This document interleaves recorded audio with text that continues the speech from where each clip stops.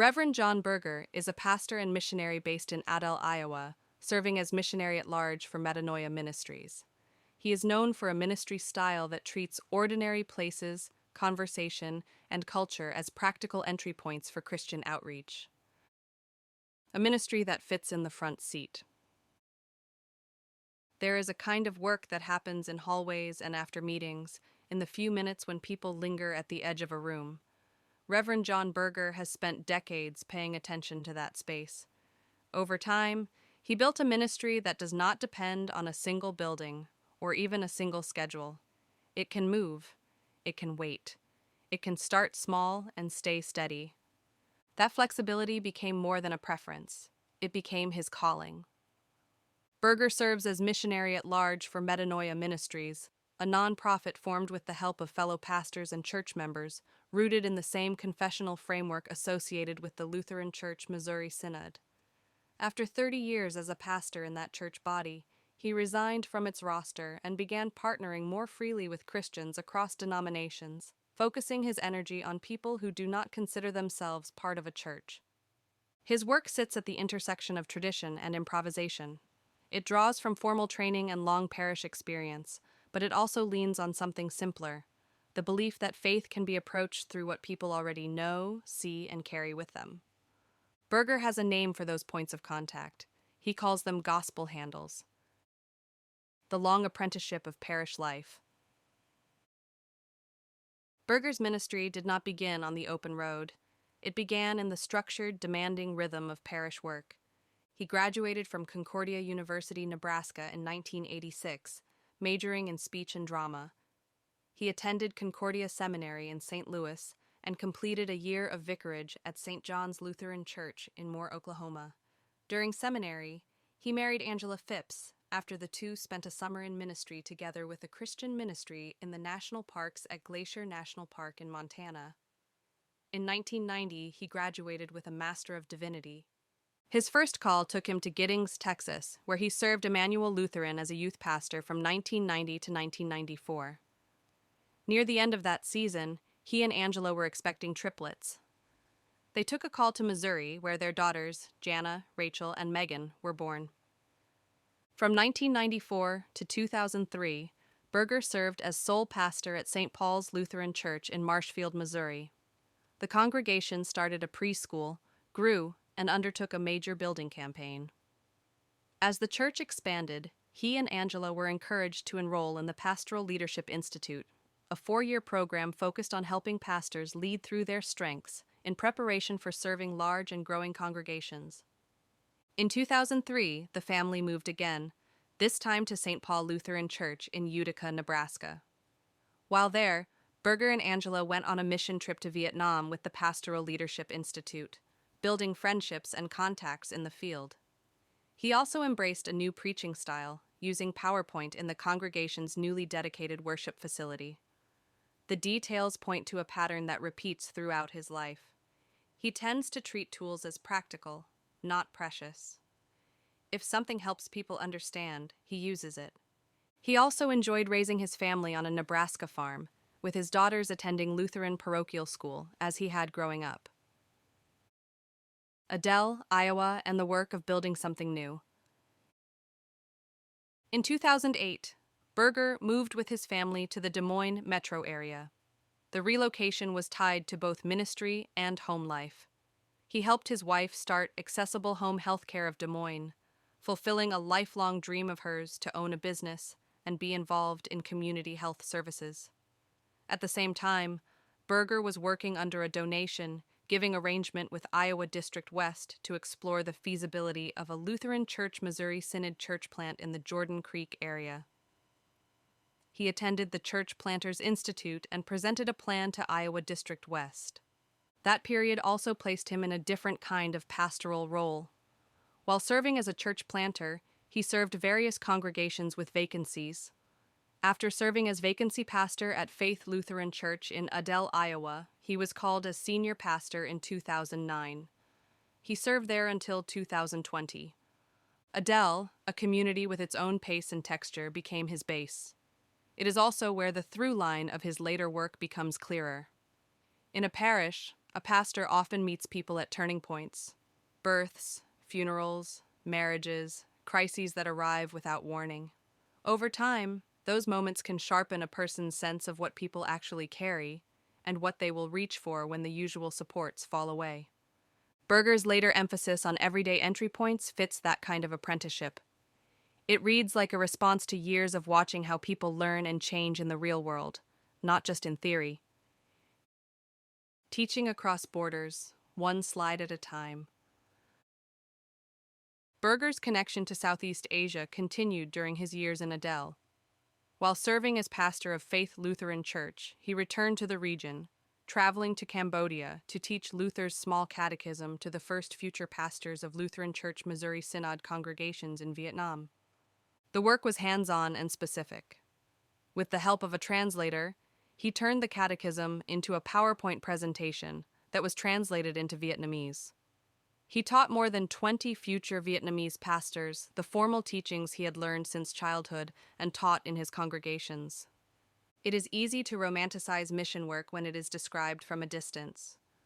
Berger's version, at least in the particulars available, looks more like patient infrastructure. It is teaching and translation, preparation and repetition, a belief that clarity matters and that good work can be carried across language and culture if it is handled carefully. Metanoia Ministries and the shape of a transition. Toward the end of his ministry in Adel, Berger began talking with church leadership about a sabbatical and a transition into a new phase of work. In those discussions, the idea of becoming a missionary at large moved from private sense to public plan. Metanoia Ministries grew out of that process. With the help of other Lutheran Church Missouri Synod pastors and members of his church, Berger formed the ministry in 2018, using the same confessional statement of faith associated with that church body. In January of 2019, those discussions and prayers led to a seed gift and the motivation to establish Metanoia Ministries more concretely. In the spring of 2020, after 30 years in pastoral ministry, Berger transitioned from parish pastor to missionary at large through Metanoia Ministries, a role he continues to hold. His relationship to his previous church body became more complicated, but not adversarial. Metanoia holds to the same confessional commitments described in his background materials, including the Book of Concord of 1580 and the view of Scripture as inspired and inerrant. Berger resigned from the Lutheran Church Missouri Synod roster and now partners freely with Christians across denominations in order to reach unbelievers. In that combination, there is both continuity and reinvention. The confessional backbone remains. The structure around it changes. The road as a mission field. Berger's role as missionary at large includes an uncommon pairing. He combines outreach with work as a trucker, treating the road itself as part of the mission field. The image is simple, but it carries weight. A truck cab is both workplace and waiting room, a place where people pass time and tell the truth by degrees. Truck stops and rest areas are designed for movement, not permanence.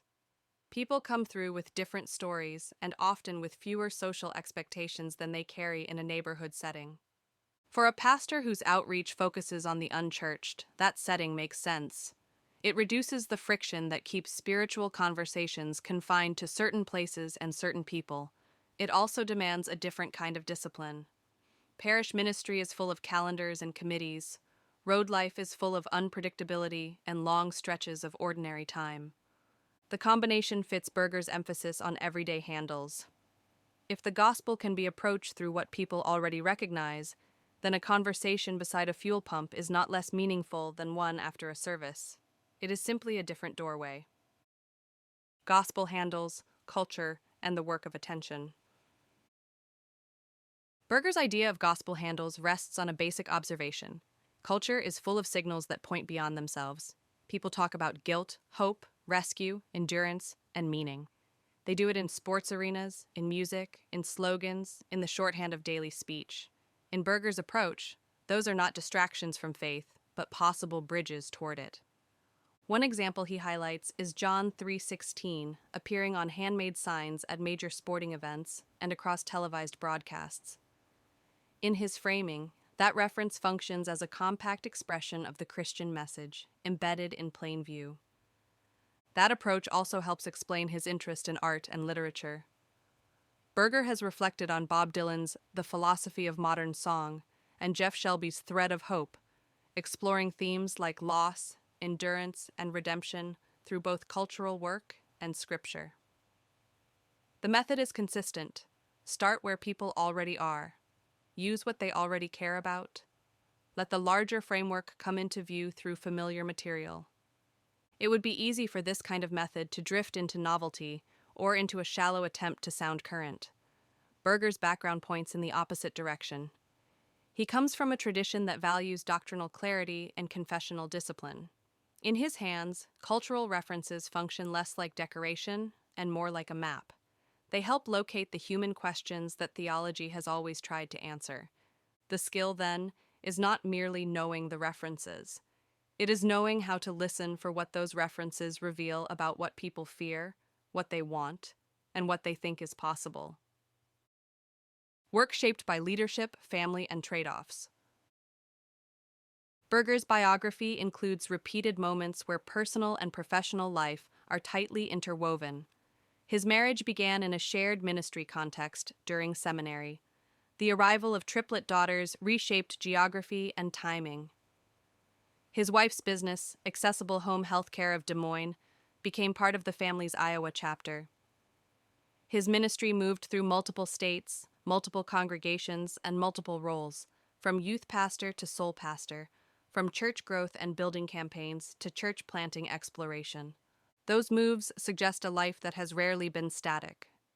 They also suggest trade-offs. Each transition carries disruption, logistical strain, and the need to rebuild community. Over time, that kind of life can create a particular leadership posture, less attached to one location, more focused on the work itself, and more accustomed to starting again without treating it as failure. Even the missionary teaching in Southeast Asia carries that pattern.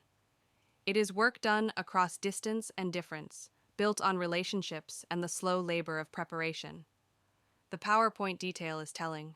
It suggests someone who thinks in terms of communication systems, not only moments of inspiration. Why Reverend John Berger matters now.